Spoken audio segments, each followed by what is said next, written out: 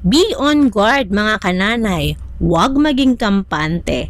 Si Judas nga na very close kay Jesus, napasukan pa ng evil spirit, tayo pa kaya?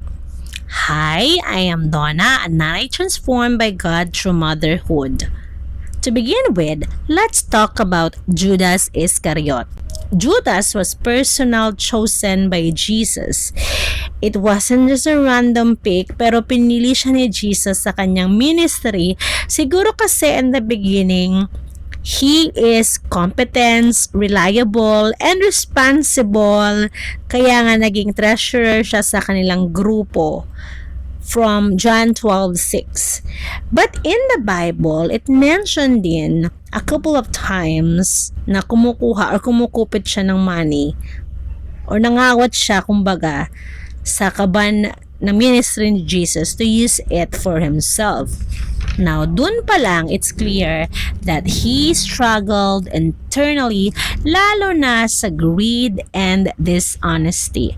Maybe he loves money so much, for the love of money is the root of all evil, na later on, naging rason din to betray Jesus for 30 pieces of silver from Matthew 26:14. Dun yung story. Now, in the beginning, we can clearly see that his heart is evil kasi according to some Bible scholars, ay tinanggap niya ang calling ni Jesus because he's expecting that Jesus will be a political king na uupo sa royal throne and rule the physical world. And of course, when Jesus revealed himself, siguro ay na-disappoint na si Judas at dun niya na binitray si Jesus. Although para siyang kontrabida sa Bible, hindi naman siya ang totoong kaaway, kundi si Satan, the evil spirit na gamit lang siya because of his evil heart. That is why we need to protect our heart and make sure it is well maintained by the Holy Spirit para hindi tayo magamit ni Satan sa kanyang masasamang plano. Because in the Bible, Satan wasn't presented as a kontrabida kasi he was trusted but wasted it and close to Jesus, very very close, but divided eternally for he has another idol which is ang money. Now, as a Christian, we need to acknowledge that Satan's spirit is always present in our life. Naghihintay lang at nag-aabang ng chances para siya ay gumalaw at nag-aabang rin siya ng konting butas para siya ay makapasok, and usually, ang kanyang tambayan is ang ating thoughts. Sabi nga nila, our mind is a battlefield of good or between good and evil. But we have to remember that the direction of our thoughts begins with what lives in our hearts. That is why in Proverbs 4:23 it says, above all else, guard your heart, for everything you do flows from it. Meaning to say, kung ano ang nasa isip mo, galing yan sa puso mo, nag-uumapaw lang kaya napunta sa thought mo. So make sure that the Spirit of our living God lives in your heart. Protect your heart by reading and studying the Bible. Protect its peace by not polluting it with nonsense social media content, and practice knowing His voice. Put on the full armor of God because it is a battle.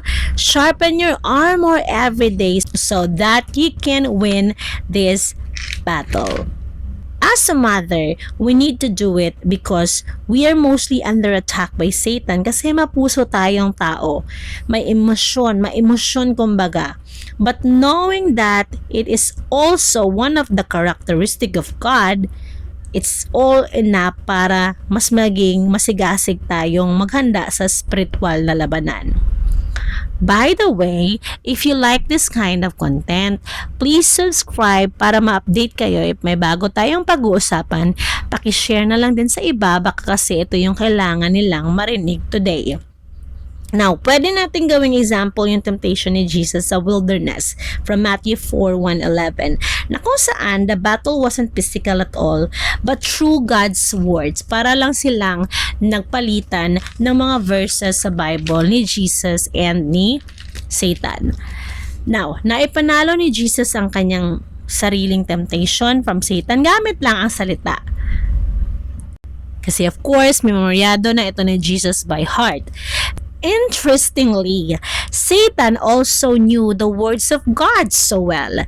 Memorize niya na ito to the point na tinitwist niya ang mga truth para sa kanyang own advantages. At doon tayo natatalo kapag tayo ay naniniwala sa kanya kasi hindi enough yung preparation mo sa laban na ito. Tuloy, nailad pa. Now, memorize your verse. Know it by heart para kahit anong gawing twist ng kaaway, you can stand firm and fight a good fight. Nakakahiya man kay Satan, kay alam niya ang verse, memorize niya ang verse, tapos tayo kahit isa walang memoryado, tawag sa atin Christian, di ba? My point is that we have to acknowledge that we are in a love story of God, but in the middle of the war. Imagine your favorite scene sa mga movie like Avatar, Star Wars, Lord of the Rings, or Narnia. Ganun po ang ating spiritual realm. Hindi natin nakikita physically, but nafe-feel natin ang effect. Usually, matured Christian can see this kind of war because they are matured spiritually. And spiritual maturity is a gift of God sa mga nagsisik din nito. That is why, my siblings in Christ, I urge you to have an intimate relationship with our Creator and be a matured Christian, because I guarantee you na iba talaga ang life with the Holy Spirit, yung kahit nasa gitna ka na ng gyera ay makukuha mo pa rin maging masaya, kalma at payapa kasi alam mong may refuge ka. At alam mo rin ang ending ng story, but all you have to do is to stand firm and guard your way out. This is Nanay Donna. Until next time, bye!